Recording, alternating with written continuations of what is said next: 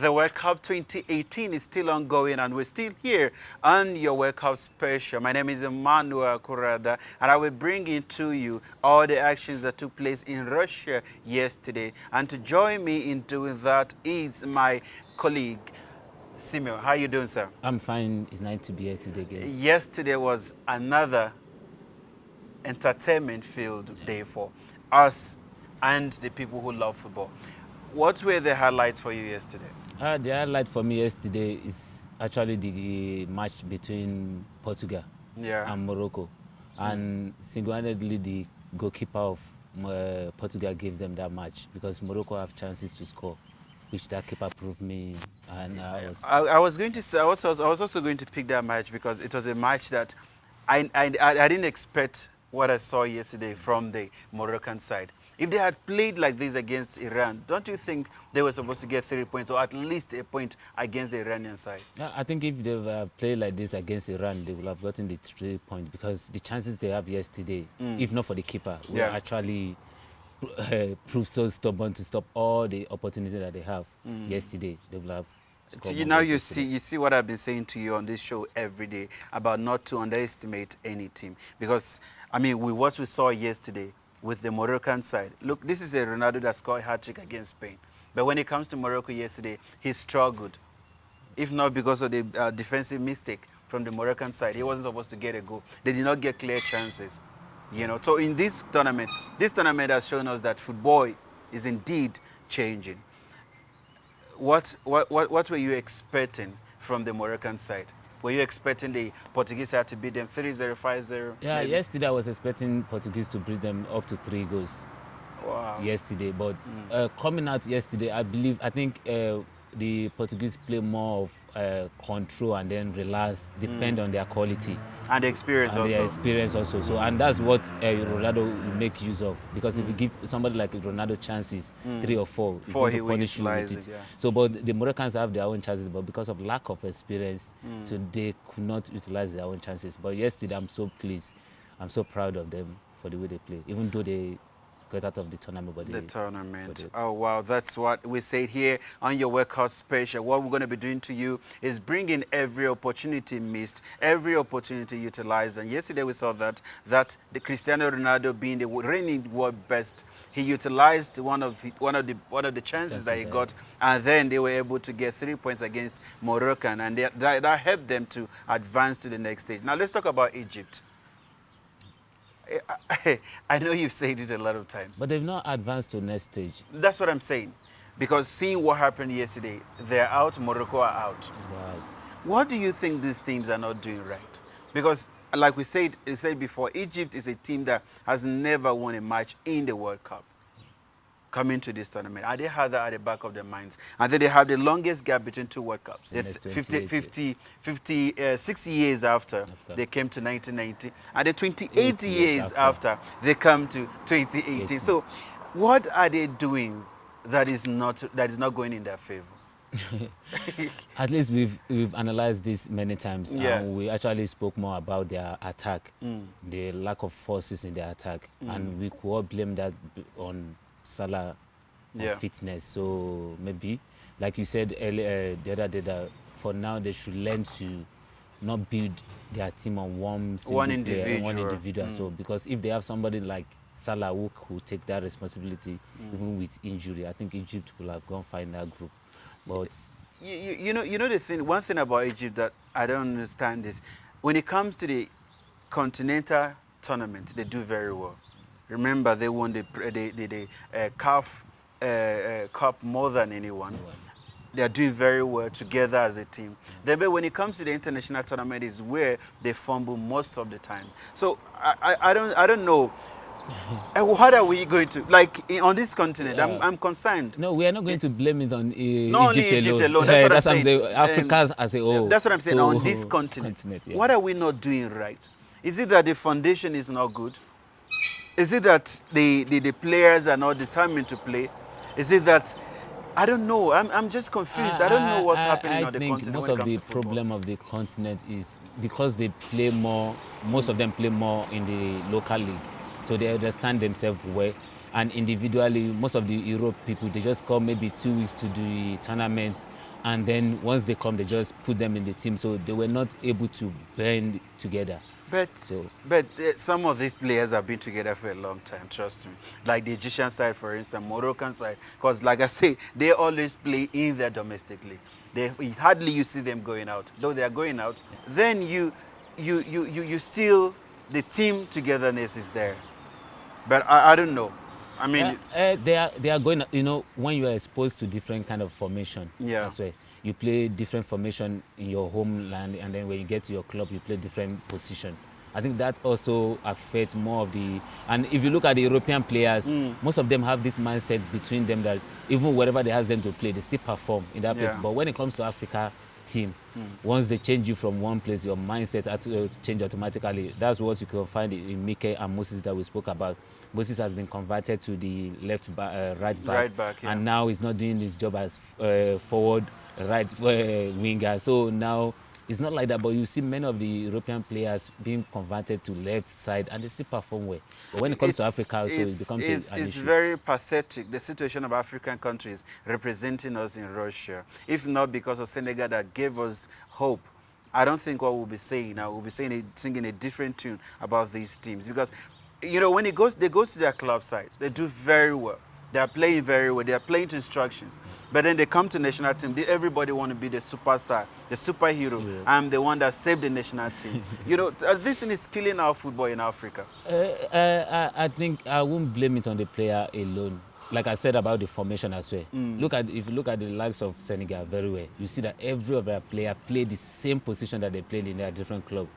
Mane play from the wings that he always play, so he's used to that No, place. but You see Diop, you see all of them, they play in their normal but- position. but But when what- you look at when you look at the other team, Yeah. you find out that their wing, their position that they play for their club is being changed. No, I disagree. You know why I disagree? I disagree with that because if you look at the world champion, for instance, Germany, if you look at them, let's forget about the formation. These are the players who are playing in different leagues. Yeah. But when they come together, they're able to play. I think it's about the individuals. But when you look at to- this tournament, the first game of Germany, do you see Thomas Müller performing well? No, but Because his wing was I changed. understand what Do you're you saying. see? I understand what you're saying. But what I'm saying is this.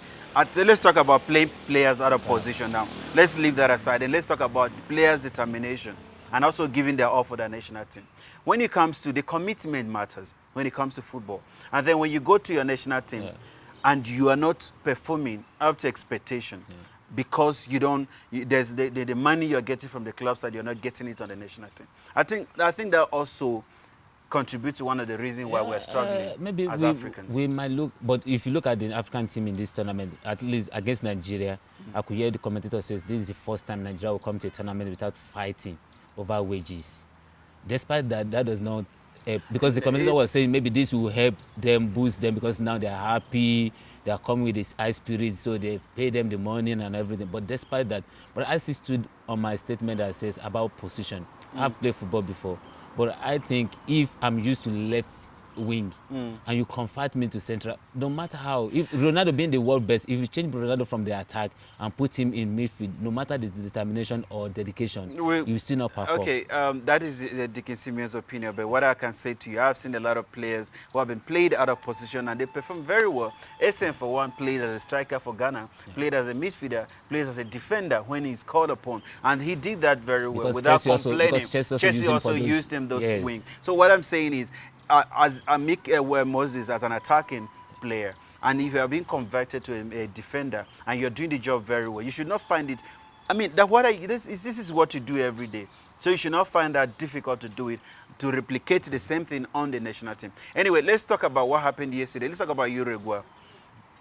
Uruguay against Saudi Arabia. They won, and they helped Russia to advance to the next stage, taking Egypt out.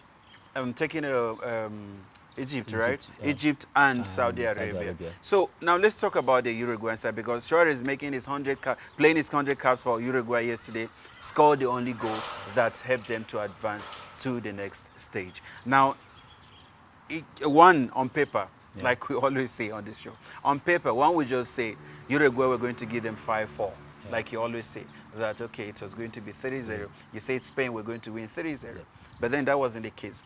What do you think about that game? About Saudi Arabia and Uruguay. Uruguay yesterday, I think the problem is still when a smaller team use all their strength to defend more in first half. It's always tears on them when it comes to second half.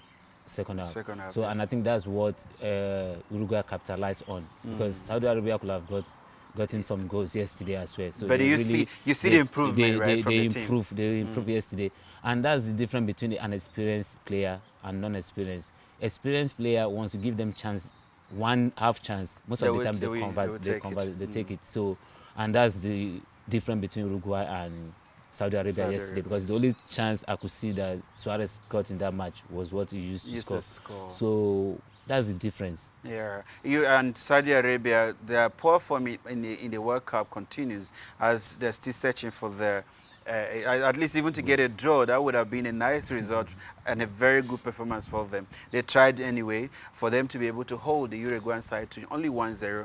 A lot of us were expecting them to win at least 4-3, but then they managed to win only 1-0. Then Spain and Iran. I saw a lot of positivity in that game. Yeah. Performance from the Iranian side.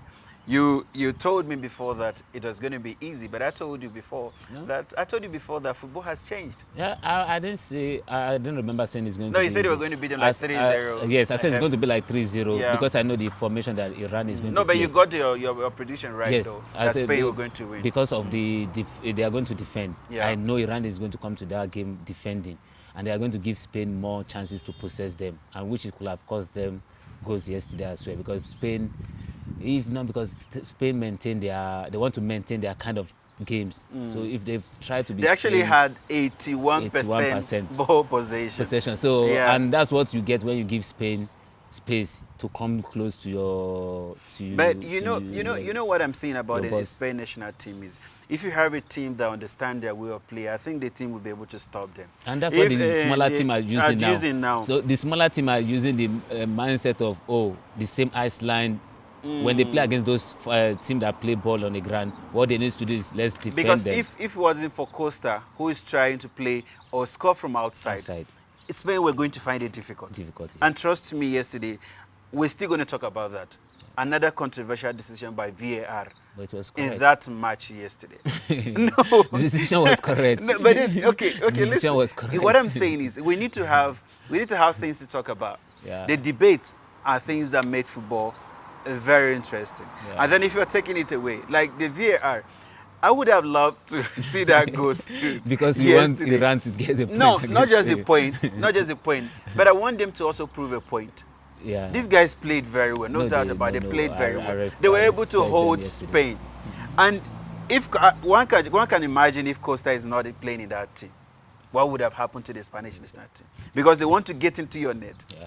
When they get to the final third, they want to dribble instead of them to finish the ball and be able to score from outside. Yeah. So Costa is proving to be a different player who is not playing to that style. We could see, I think Iniesta also plays some kind of shot from outside. We could see the likes of this Isco, the Lucas Vasquez as well. So they believe they could see that we can't break this. So this is what we need to do. And I was impressed with the performance. And they were able to get into the Iran defense towards the end of the second half, because the Iran, they were tired. You could see most of them they have more zoos, so because they've used all their strength to defend the match. I will give it to them. Though they lost the match, but at least they were determined to stop Spain. Yesterday I saw the reason why they were able to beat Morocco, because with what they played yesterday against Spain.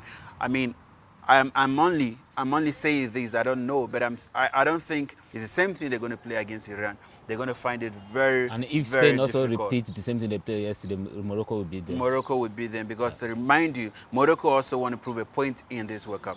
Now, okay, anyway, let's talk about what's happening today. Yeah. Let's talk about France is playing against Peru. And now before we go into that France, let me tell you what their defender said. This is what defender Raphael Varane said. Some things were not done that were in the first match. We know that we have to defend with more intensity, but mostly defend together. We're still at the start of competition. We shouldn't dramatize the situation, even though we have to be aware of the things that didn't go well during the last match. Now, the Peruvian striker said, it was amazing to see a lot of Peruvians in Sarensky singing our national anthem with passion. We know what this World Cup means to our people. Every time we go to the field, we leave everything on the field. It's what I want to hear from players. What do you now? It's a good thing for the defender to admit that they were. Yeah, because I actually want to pick that point and say I was not impressed by France's performance in the first match. So I wouldn't bet my money on them and say they are going to beat Peru. You know, so and based on their first match performance, unless I read this so we can be able to have the points. We can maybe take points from here. The Peruvian side are the team that played very well against Denmark. They were unlucky not to get a point at least against Denmark's side.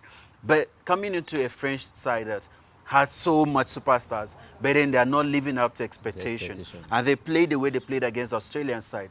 So I'm going to ask you, do you think they stand a chance of getting 3 points against Peru? Yeah, I think if, like, let's say on paper, if you have to look at it as well, so France has the opportunity and then they have the quality to beat Peru on the normal day. Yeah. So, but if they replicate the same performance that they did in the first match against Australia, I doubt my hand in draw, but they have individual brilliance that can break anybody's defense. So if they come to party and every one of them improve. Like the Peru striker said that when they go on the pitch, they leave everything on the field. And they know how much the World Cup means to their people. That means them staying in the World Cup will be a huge, huge, huge bonus. And a lot of people from Peru will be excited about it. That is what he was talking about. Now, we're talking about, because you look at the French national team. Their first match against Australia, like we said, we're not impressed with the match. The performance, they needed an own goal for them to win. They needed a VAR decision for them to get the first goal. Yeah.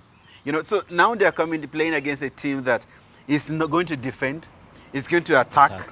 Yeah. You know, so one can just sit here and look at the France side not getting 3 points against Peru. Like I said, unless somebody like their young guy Mbappe could come to the party and play more, the kind of way he uses skillful move and everything in that match, and like this guy as well, Kante. If they can use their power, their pace today, I think they will win the match. But you know the Peruvian side, the one thing I like about this team is that it's a team that they're so they work together, they defend together, they attack together, and you know the French side they have a lot of players, quality players, individual players. Yeah. But then for these guys to gel together as a team, it's one thing that they're finding it difficult. You know, because it has been their problem. You know, European Championship. South Africa, we have that problem. In Brazil, we have the same problem. In European Championship that Brazil won, that they hosted, that Brazil won, Portugal won. The same thing happened. You know, so I don't know what the coach need to do, but they need to start playing together as a team. Because if they don't play together, it's going to be... To me, they have if I have to look at the strikers in this tournament, if I have to look at the attack in this tournament, apart from Ronaldo, Messi that we all know, I think Griezmann should be the third person we should be talking about, the other striker. Yeah. So, and there are Mbappe, the likes of Pogba, the likes of... You're leaving Harry Kane out.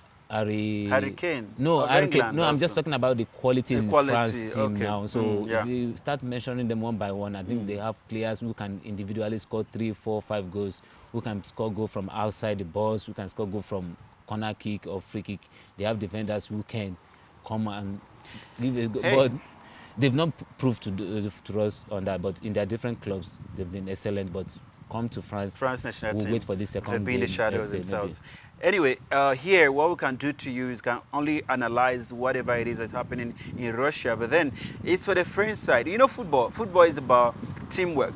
It's about understanding. It's about commitment. How determined are you to win? And if the French national team feel that, as Pogba, I need to prove myself, I don't need to work for my teammates, then they will keep getting the result that they are getting. Though they have started on the brighter note by winning 2-1 against the Australian side, but they still have stronger teams who are willing to break them, who are willing to play together. So as the tournament progresses, we'll see how they will fail in this tournament. Now let's talk about another hope that we have from Africa.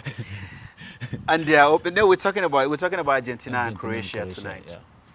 It's the last match tonight. Today. Okay. So we talk about Argentina and Croatia because this match also we determine how we're going to play against Iceland tomorrow. If Argentina beats Croatia,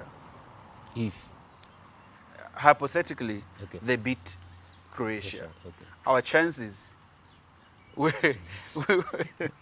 You're laughing, but I know you don't believe in that. But okay, what do you say about Argentina and Croatia? Let's talk about that game. Okay. Okay. Like I read, like the coach of Argentina is trying to change the formation of his team. So, which I don't know how it's going to work in his favor today. But if Argentina play more of, I think they should use Higuain today. Higuain and Aguero should be, maybe they can use 4-4-2, but I doubt they'll use 4-4-2. So if something like that, I think the two of them will come to the party. I didn't see Croatia on paper defense stopping Argentina from scoring anyway. But for me today, I would say Argentina will win the game. So, but if not, that's still not proof that they will not win the last game. So, but the thing is, they have a pretty good record against Croatia. Sure. They played 4 times, which Argentina has won more. And then, coming into Argentina is another team that is playing like France. They also have the so-called superstars. They have players who, on a very good day, on paper, everybody can just give them the game to win. But then you have a Croatian side that they are very compact defending. They are very together. Offensively, they are also good. And we saw that against Nigeria. A lot of people were thinking Nigeria will at least get a point against Croatia. But then you saw what happened yourself. In the midfield, they have a lot of creative midfielders. Rakitic is there. They have Modric, who is there, who is also doing the work. And then the attack, they also have the likes of Pulisic, who are very good players. They have Mandzukic. These are quality players who can break anybody. And they're playing against Argentina side that is not organized. Yes, I say they are not organized because we saw that against Iceland. Now the coach is saying he wants to change from 4-2-3-1 to a 3-4-3, which is a formation that he is trying to attack and then choke the midfield also. But then let's see if the Croatians are going to allow them to do that. I think what will make today's match interesting is, if you look at Croatia and Argentina, both of them, they have players who from the same club in their team. If you look at Rakitic, he has Messi, Mascherano, from the same club, which understand how they play, how they think. Yeah. So, and come to what I was talking about, changing player formation. You see, Mascherano, since he has been used in the midfield for Argentina, he has not been proving himself that much, because he has been converted to central defender in Barcelona. So, compared to when he was playing for Liverpool. So it's more. But whose fault it is? This is you're a professional. Yes, you're a professional. You are sitting here talking about Iran, talking about Saudi Arabia, talking about everything. You're not being selective. They are professionals. Yeah. But if you have to be realistic, nobody will be. You're used to this food, and then you're forced to eat a different food. Though you will eat it, but you will not enjoy it like the other food, because you just want to prove. Anyway. So if you're used to a position for like 20 years of your career, and then you suddenly you're converted, and then you get used to that, and then suddenly in a few matches you are converted again. So that will not. Anyway, I will be praying that Argentina at least play a draw against Croatia, so that we can beat Iceland. If Nigeria beat Iceland tomorrow and they draw against Argentina will have 3 points. We'll have 4. But then Argentina will be out. Have you ever seen Nigerian playing draw against Argentina? But we've seen Nigeria beat them 4-2, mind you. When? So it's possible. When? I'm talking about the last time that Nigeria beat Argentina was in 1996, Atlanta 96 final. Oh, okay. In the tournament. All right. So 2002 they beat us. 2010 Okay. So Anyway, thank you so much, Simeon, for your in-depth knowledge of what's happening in Russia. We appreciate you. And here on your World Cup special, we'll be bringing every action, every decision making, every opportunity missed, every opportunity utilized in Russia. Today we talk about the matches that took place yesterday and the ones that are about to come today. But tomorrow we're bringing to you another of our African team that is representing us in Russia. That is to talk about Nigeria and Iceland. But I pray and I hope that Croatia will be able to do us a favor and get a draw against Argentina. So when we beat Iceland tomorrow, we draw Argentina, and then Argentina is out, we will then progress with Croatia. That is just a prayer coming from a faithful fan of the Super Eagles. Anyway, here on your World Cup special, we would like to say a very big thank you for watching this program. I will see you again tomorrow, same time, same station. Do have a wonderful evening.